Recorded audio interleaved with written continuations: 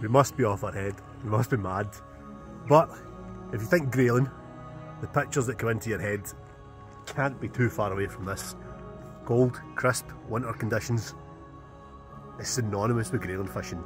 It's what you see in TV programmes like A Passion for Angling. That's always, I remember that programme in particular when it comes to Grayling fishing in the winter. It's just so scenic, so atmospheric. But the reality of it, as we've found in the past, is that once the temperature gets to what it is just now, it's -7 just now. Once it gets that cold, the fishing can actually be quite difficult. Who cares? Look at that.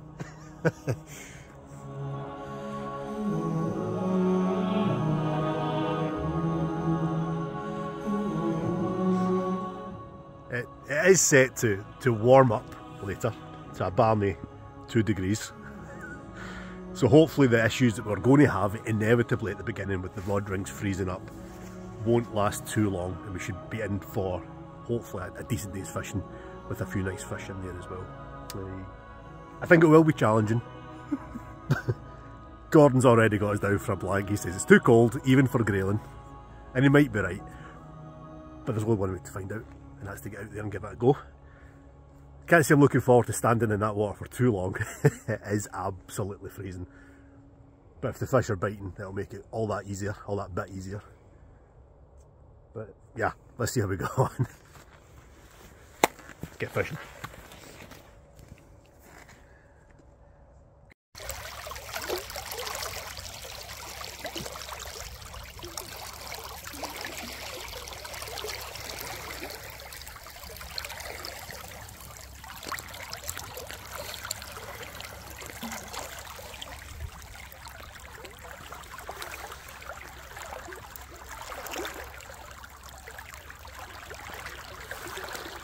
So, Tuesday after work,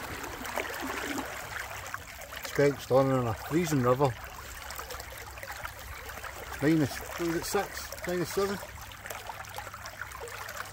At least I remember to put the thermals on, which seems to be helping. See if I still helping come 12 o'clock, but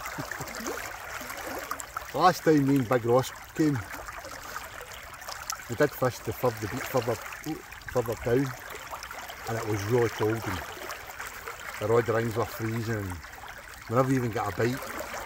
If I'm being brutally honest, my confidence, a bit like the pike fishing, is at an all-time low. But you know me, you keep plugging away. Might have read wee moan about it, but I'm here and I'm trying. That's all we can do, I suppose. But that is beautiful.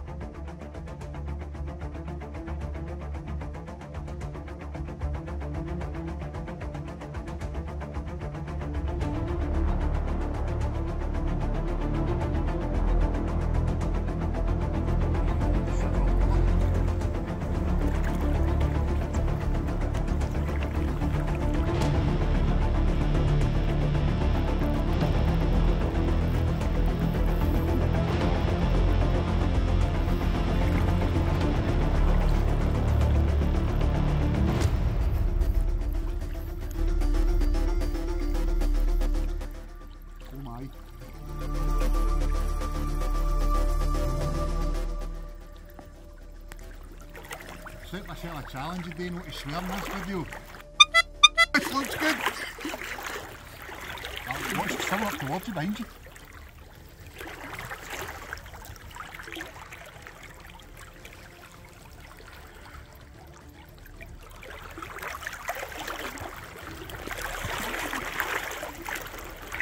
Alex had hooked one and lost one. 10 minutes later I hooked and lost one. And then second float down I hooked into this. All within half an hour. Even that. This feels really good, by the way. There's a lot of flow though, so don't. I know. Don't get too excited. Yeah, that's my feel like you did. Oh man, it feels. Yeah, let's walk it in and get out this flow.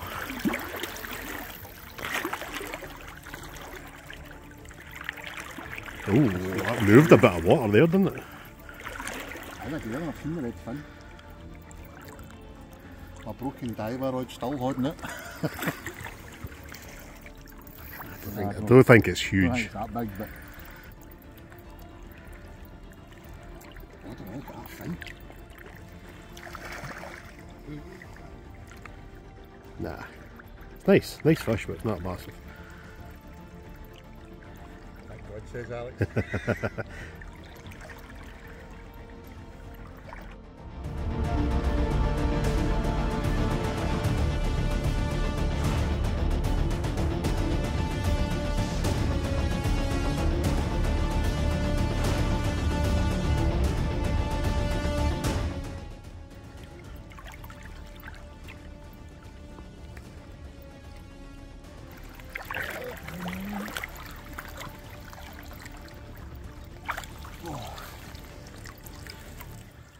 You're 2 point anyway.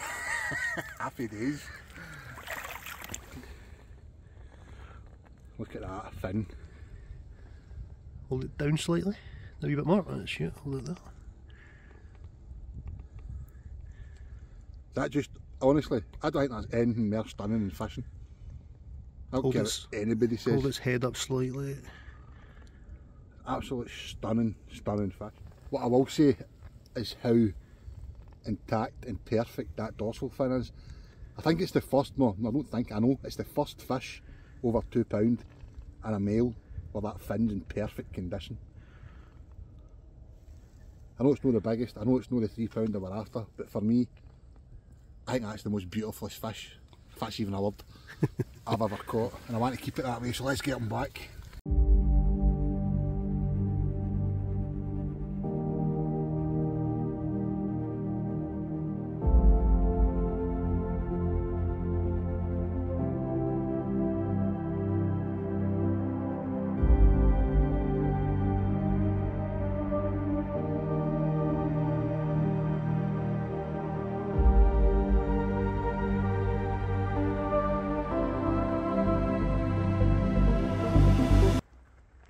This is my setup.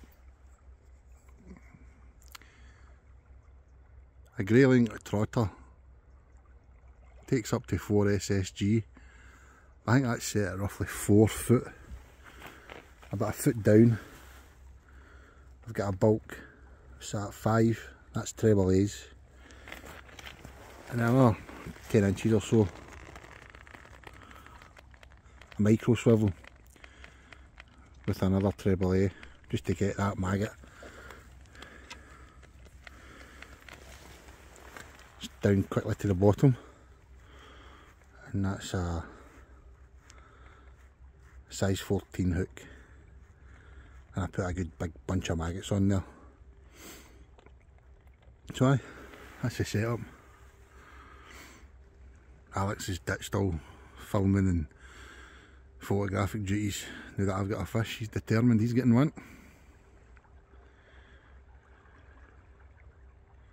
But it's absolutely beautiful today. We've connected with 3 fish. Managed to get one in the net.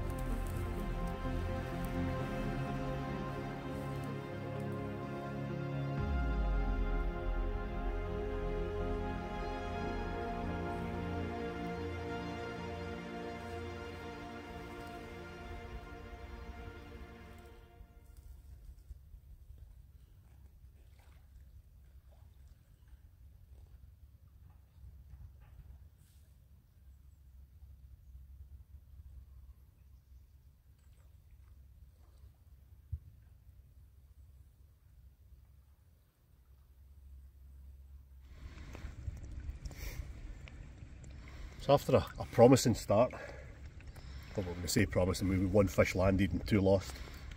It went pretty quiet. But the pool is holding a bit of confidence for us for later on, I would think. There will be fish there, but we're just talking about grayling fishing and how it's all about covering the water, travelling until you find some fish. And we were questioning, why do we then find some fish and then move away from them? And my reasoning, I don't know if you'll agree here, is get as many fish from that area as possible. And then once it starts to die off a little bit, which it inevitably will do, leave the pool, go try somewhere else, rest the pool, give them a wee bit of time to get a bit of confidence back, and then we'll go back later. So at least we know there are fish in that first pool we went to. And we'll no doubt end up back there. But we've travelled right up to the top of the beach. Just have a look. This beach is still quite new to us. We've only fished it. Well, this will be the second time. So we're still trying to find our feet here and try and find the likely runs, the likely pools, the likely lies of the fish. All the way up to the top. Didn't like the look of it, to be fair. So we're now back where we were in the last chapter of our winter tale, where we were fishing the fly. Because it does look good. It ticks all the boxes in watercraft, what we should be looking for. We've got a real fast run on the outside here. It kicks off an obstruction just further upstream here as it comes round the bend. So fast water on the outside, much slower water on this side than the inside. And the idea is to fish along the seam in between the two. The fish will lie in the slacker water, ideally, theoretically.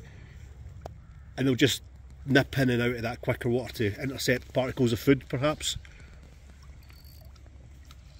At least that's the idea behind it anyway. It's not proving so fruitful at the minute, but it looks good. Very similar.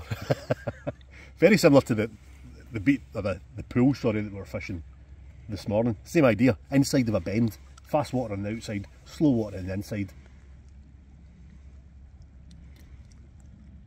And if you look at it almost like, I'm stealing this from someone else here.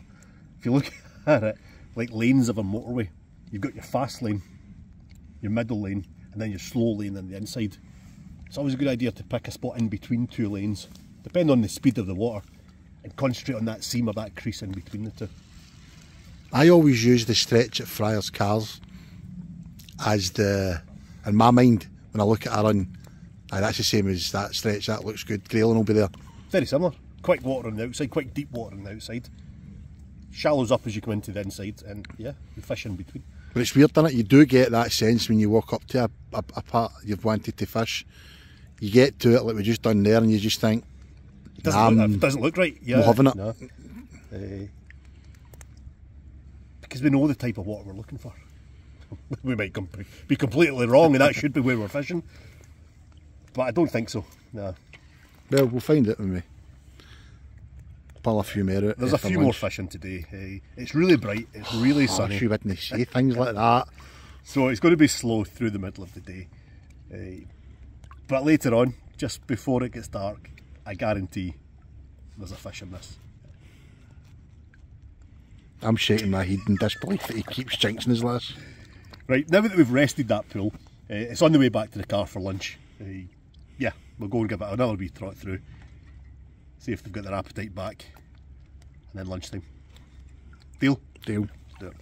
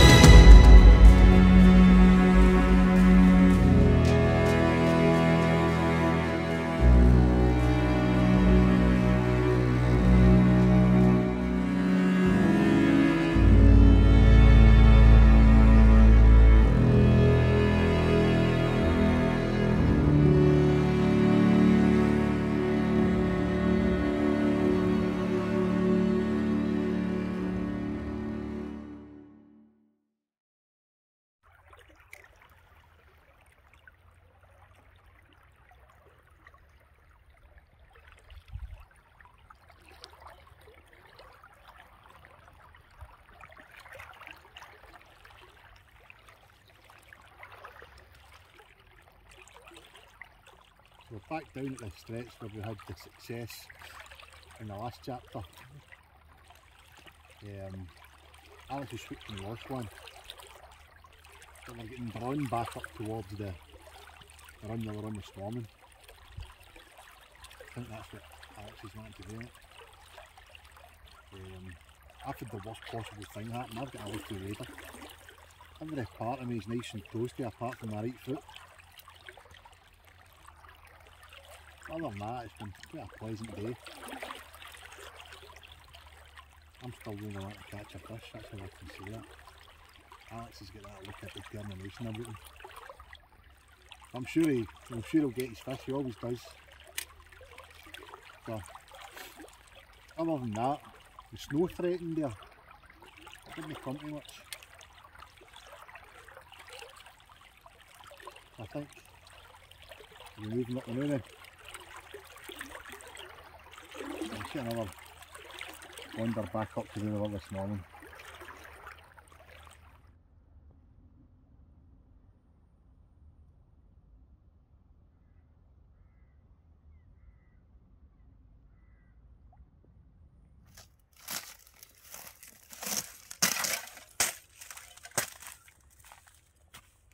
Treacherous.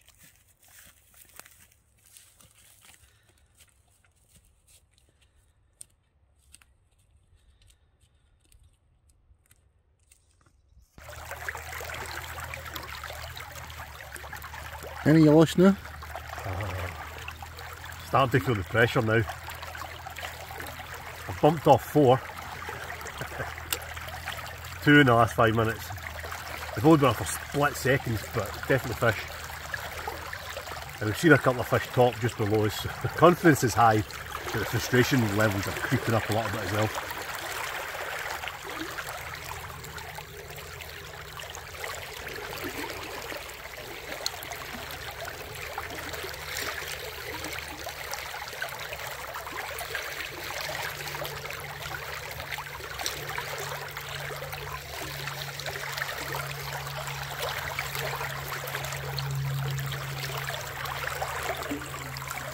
I know what the problem is.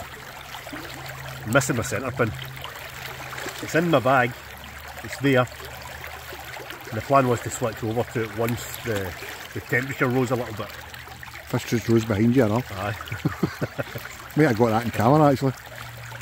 The issue with a centre pin when it's as cold as this, when the ice freezing up, is you can't really retrieve quick enough. Oh, fish! That's the first time I've ever harmed. Oh, no!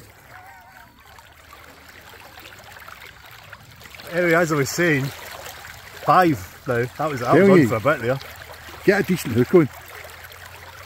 Size 16 is my go-to usually, but I'm going to stick with it.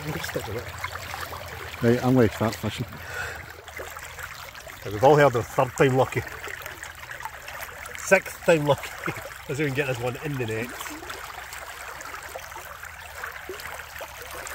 It doesn't feel very big, just kind of rattly. I don't care, I just want to fish in the net.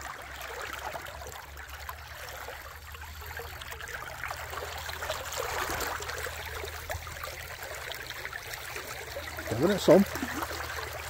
Doesn't feel heavy. It's hard to tell in that current, but it's hard to tell. It's coming kind of coming up stream. It is coming up stream.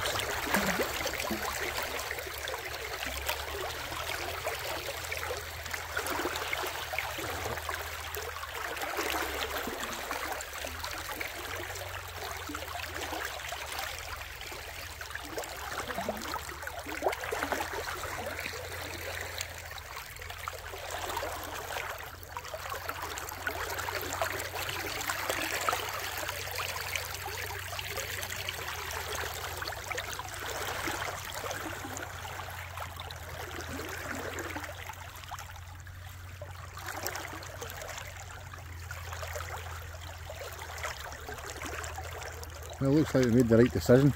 Yeah. Really another funny fish. 1 minute you think, yeah, it's a bit. You concentrate on that, never mind Blairville. Now I think it's definitely a bit bigger, but they're just cool fish to catch.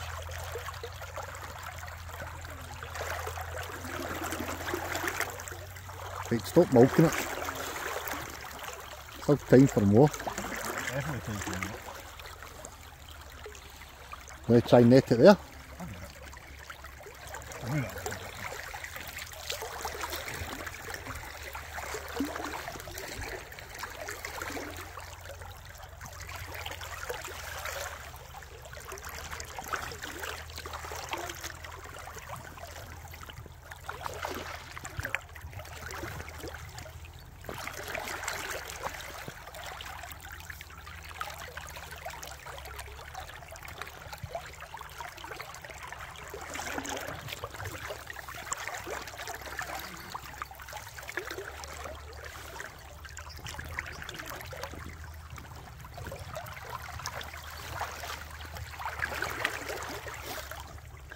It's in the net. It's no monster, but it's in the net. That's a lovely fish. Don't need to weigh this, I don't think. Are you? So yeah, it's no monster, but he's a poser. We'll not bother weighing this one. It's probably just touching £2. £2.1, £2.2.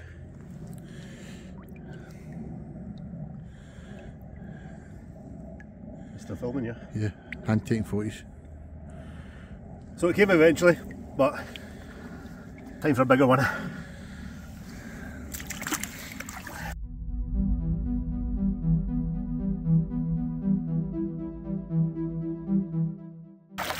The river's coming alive. The last couple of hours, as always. This feels smaller than the last one. So we'll get mine quick, because we're up for it this evening.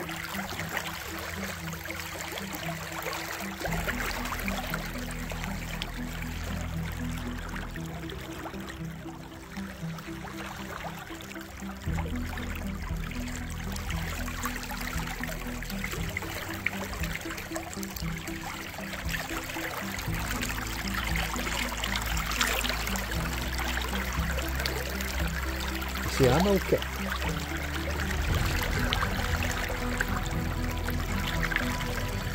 So as I was saying earlier about my centre pin,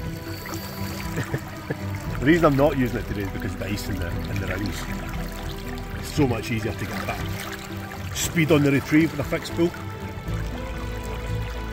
So I'm sacrificing the presentation you get for a centre pin for ease. Smoke her up a bit.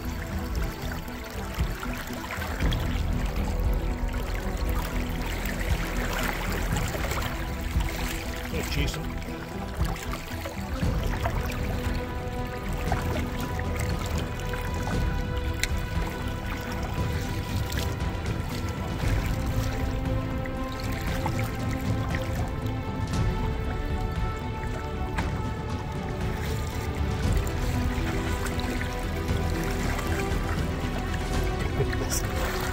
It's actually another nice fish. Let's have a look at this.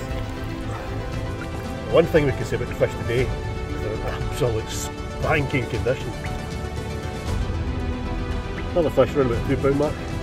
He's in a pod. Stunning fish. Still a bit to go to £3. But yeah.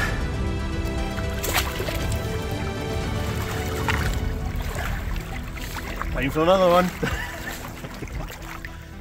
Oofed. No messing about, he's off.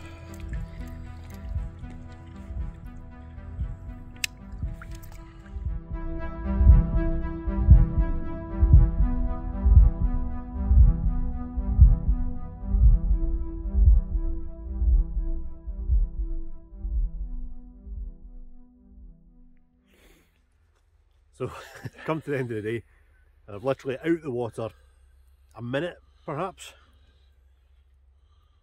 I think that's what my right foot's like. That's how cold it's been today. But we stuck it out. I mean, I think God needs a hospital. Anyway, we'll go back to the car and we'll have a wee chat before we say cheerio. Aye, it's cold. Well, the first time we're doing this in the car. No wonder. It is Baltic. My right foot, my can't speak. The right boot in my wader had a wee slight crack in it. Oh, my right accelerator foot as well, and I can't feel the damn thing. But not a bad day. Alex had a good end, had a good start. We knew it was going to be tough. We knew it was going to be tough with the temperature. It was minus 8 coming over the hills today, this morning. It was about minus 18. Minus 7 when we got here. And the cold temperatures, as cold as that, can put even Grayling off, so we knew it was going to be quite tough. Didn't put the laugh on the sides you were on anyway. Well, the toughest bit was trying to connect with them and keep them attached. Tell them what you done at the end. Yeah, well, yeah, I lost another one. It looked like a good fish. I looked up wondering what the hell you were doing. It just felt different when I hit it. Usually at a Grayling, the first thing it'll do is it'll shake its head. This one didn't do anything. I thought it was a stick. It just came straight up towards me. Then all of a sudden it realised it was hooked, turned, and it felt heavy. The rod buckled over. And just at that minute, ping, the hook comes flying out. So the stupid wee wiry size 16s he uses. That could have been a £3 we were after, but we'll never know. And to be honest, I don't really want to think about it because it felt pretty good. Nah, it was good. I enjoyed that. So, chapter 6 a success? Chapter 5? 5. Not a bad wee day off work. Could have been worse, I suppose. Could have blanked. No, I would. We could have been sitting beside 2, 4, 6 dead bait rods. That could have. Yeah, glad to get away from the dead baits. 100%. Just hope you're in this, by the way. Right. Right. Anyway, See you in the next one. Will do. Thanks again.